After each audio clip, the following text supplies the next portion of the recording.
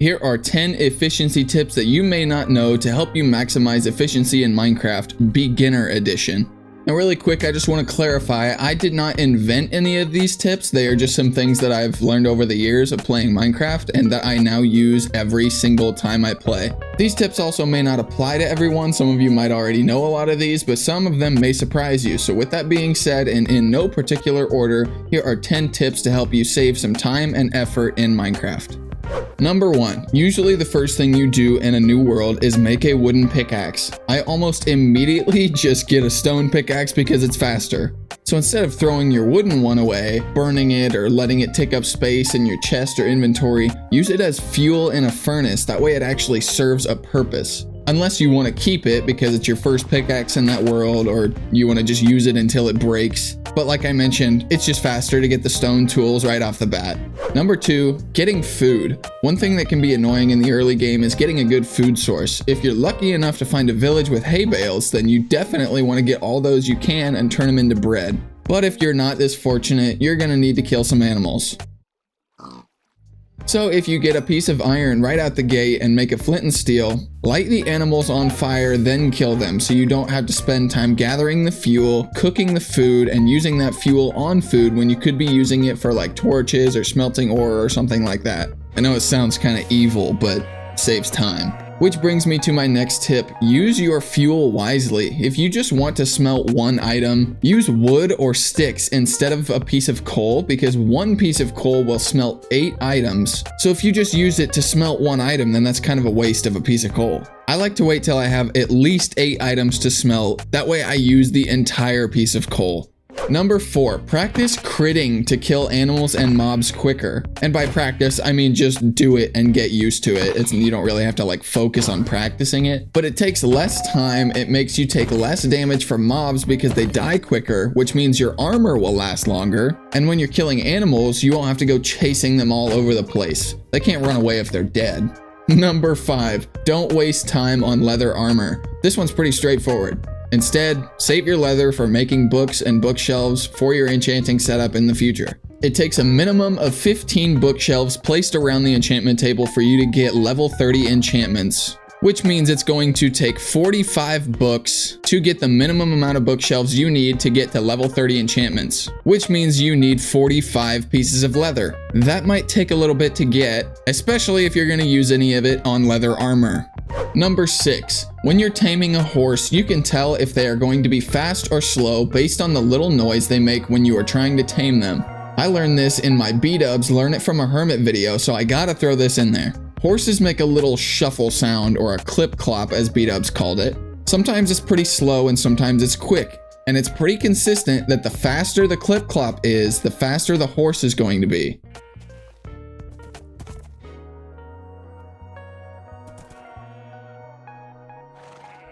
This is going to be extremely slow. I might as well be just walking.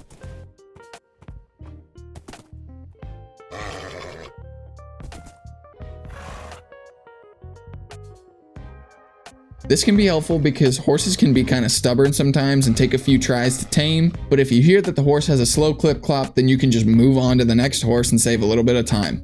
Number 7, when it comes to taller trees like dark oak, jungle, and spruce trees, what I, along with many other players, like to do is make a staircase out of the tree like this. Then once you get to the top, just mine the stairs away that you made until you've collected the whole tree. It's quick, it's easy, and it's helpful at any stage in the game. It's very much quicker and easier than mining the bottom of the tree and then having to tower up, then break the top of the tree, then break the tower you used to get up there. And as a little bonus tip with tree farming, what I like to do is make a little area here with water that runs into a 2x2 area with hoppers at the bottom, so I don't have to run around manually collecting all the drops from the tree. And chances are you're not going to be worried about every single drop from the trees like the saplings and sticks. But this way you can just grow the tree, chop it down, walk away, come back later, and look in your collection chest where all the drops from your little farm will go. Very easy and cheap starter farm.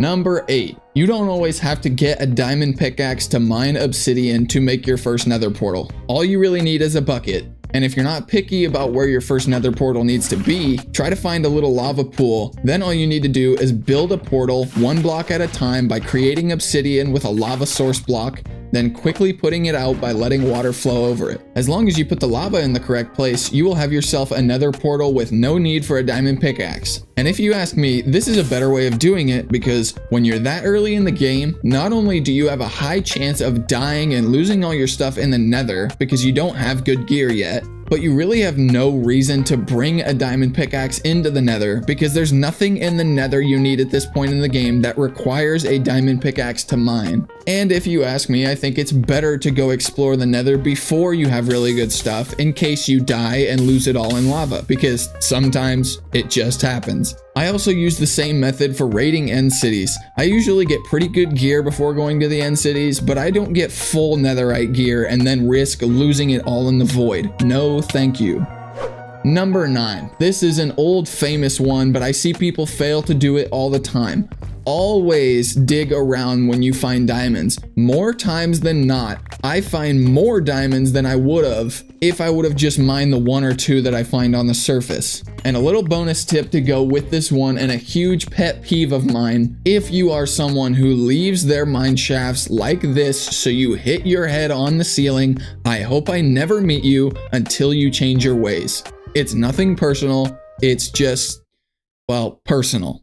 Now, if you're sitting there thinking, Swero, these things don't really save that much time. Minecraft isn't so serious where you have to save every little second you possibly can. And that is completely true, yeah. But let me say this. You didn't click on a video about being more efficient in Minecraft for no reason. I'm here to show you things that save time, maximize efficiency, using resources wisely, and all that good stuff. And yes, these little tips may not make a huge difference individually, but if you do all or even a few of them combined, it will definitely make a difference in how fast you progress in the game. And if you're one of those people that likes to just take it slow and draw out the progression in Minecraft, then you're a loser. Then that's perfectly fine. I don't know why you would have clicked on this video, but I'm glad to have you here regardless, of course. Now, number 10. This may be one of the biggest efficiency tips that most people know, but this is the beginner's edition of this video, so in the hopes that I have some newer Minecraft players in the audience, I have to include this. Assign a pick block button and use that freaking thing. And on the off chance you don't know what I just said, there is a keybind called pick block, and what this does is when you look at a block and you hit whatever button you assigned to pick block, it will put that item in your hand. This is very useful and creative because you can do this with any block at any time, but it's obviously very useful in survival as well. In survival, when you look at a block and hit the pick block button, it will put that block in your hand as long as you have some of that block in your inventory. This saves a huge combined amount of time and effort by not forcing you to stop what you're doing, go into your inventory, see if you have the materials you're looking for, then manually put them into your hotbar, then navigate to that hotbar slot and get back to whatever you were doing. And if you're playing on anything except mouse and keyboard, so like controller or Switch, and you're not using this tool, what are you doing? Navigating the inventory on a controller or a Switch takes so long, especially if you're used to mouse and keyboard and then you go back to controller. It's unbearable. But I understand everybody doesn't have the same capabilities on what they can play on. So if you're not on mouse and keyboard, or even if you are on mouse and keyboard, this is such a great tool to use. This also saves a bit of strain and effort on your eyes because, you know, the inventory is bright white, then you have to focus harder on your cluttered inventory. Maybe I'm thinking too deep into this, but it's something I think about. And there you have it. That was 10 beginner level tips to help you become more efficient in Minecraft. I have a lot more of these tips, but a lot of them are going to apply to more advanced players or people who have been playing for a long time, so I figured I'd make a few different versions of this video. Maybe I'll make an intermediate one and a professional one, for the lack of a better word. That one would be for all my fellow Minecraft tryhards. So stick around if you want to see those. Let me know if I was able to teach you anything new, and if you want an opportunity to learn a ton more about Minecraft and efficiency and content creation and just being an exceptional human being in general, I have a bunch of opportunities waiting on my channel, so go check out some of my other videos and let me know what you learned from them, if anything. Anyways, thank you so much for watching, and I will see you in the next video.